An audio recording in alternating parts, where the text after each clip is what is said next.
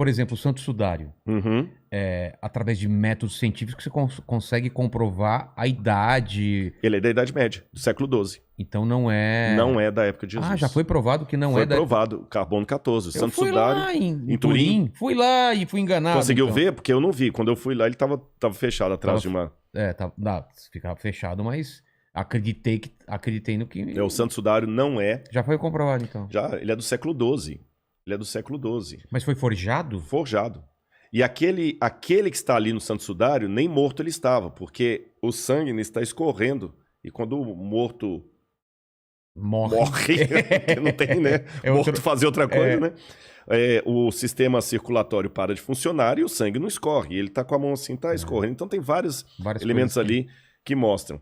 Então, o método científico é diferente do que você vai usar para... Você deu um exemplo bom aí, para datação, etc. Então, o que acontece? Por uma questão de método, eu não vou poder, pela arqueologia, provar, por exemplo, que Maria era virgem quando deu à luz a Jesus. Que Jesus ressuscitou. Isso é sandice. Você entendeu? É querer usar gasolina de avião para carro. Não funciona. Então, não posso falar assim, a arqueologia comprova a Bíblia. Se alguém fala isso, ele não está sendo acadêmico. Mas vamos pensar assim, eu consigo... entender um pouco mais do Jesus histórico. Bingo. Agora você colocou o dedo na questão. A arqueologia, ela me ajuda a compreender dois elementos. Letra A, o contexto bíblico, que me lança luz sobre muitas passagens da Bíblia que sem arqueologia eu não ia entender. Exatamente. Você está entendendo? Eu não ia entender. E, em segundo lugar, a arqueologia também me permite verificar se a história que a Bíblia apresenta é fato ou mito? Então. Aí, nesse sentido, eu posso falar o seguinte, a arqueologia comprova a historicidade da Bíblia Sagrada. Ah, tá, mas não a veracidade. Não a veracidade, mas a veracidade vai vir como? Ela vai vir num segundo momento. Por quê? A Bíblia Sagrada, diferente do Bhagavad Gita, diferente do Alcorão, diferente do livro dos Vedas, diferente do Mahabharata, qualquer livro clássico religioso, Tao Te Ching, do taoísmo, Zend-Avesta, do zoroastrismo, a Bíblia é o único livro religioso produzido pela humanidade que se sustenta numa fundamentação histórica.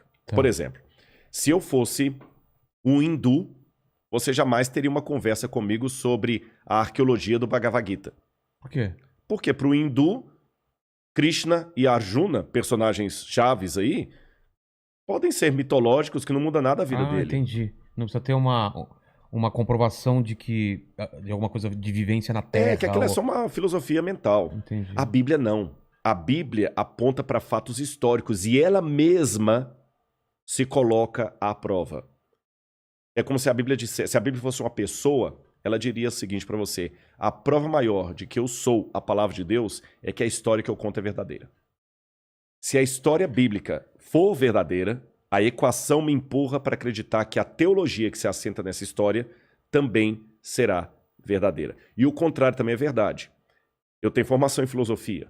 Se amanhã comprovarem, para longe de qualquer questionamento, que Sócrates não morreu tomando cicuta, que ele morreu com 100 anos de idade, feliz e com uma renca de filho, não vai mudar nada a minha função como filósofo. Vou fazer uma atualização, mas não vai mudar nada. Mas, por outro lado, se amanhã provarem, para longe de qualquer questionamento, que Jesus não morreu crucificado naquele festa de Páscoa, absurda. Acabou o cristianismo. Acabou. Mas não tem mais espaço. A pedra fundamental do cristianismo é a ressurreição. Sim, é a ressurreição que mostra a evidência de que Deus tem o poder sobre a morte e outras coisas mais. Mas eu não vou analisar a ressurreição com os mesmos critérios de CSI, querendo saber quem que matou Getúlio Vargas. Esse que é o problema. Aliás,